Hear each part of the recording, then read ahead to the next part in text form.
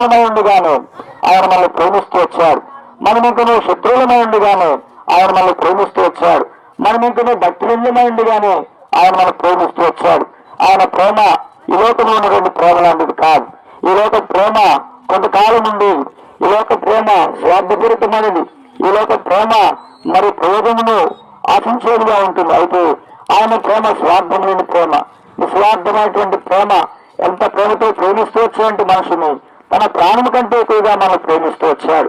అందుకని ఈ లోకంలో ఏ వ్యక్తి కూడా మనుషుల కొరకై మరి మరణించిన వారు ఎవరు లేరు, రక్తము కాచిన వారు ఎవరు లేరు. మన యొక్క పాపను విడిపించడానికి కొరకై ప్రేమైన వాళ్ళు ఎవరు కూడా గాయపడిన వారు ఎవరు లేరు. అయితే యేసుక్రీస్తు వారు మనుషుని ప్రేమించి ఈ లోకానికి మనుషు కుమారుడిగా దిగి వచ్చి మన పాపం ఆయన మీద వేసుకొని మన పాప శిక్ష ఆయన భరిస్తూ వచ్చాడు.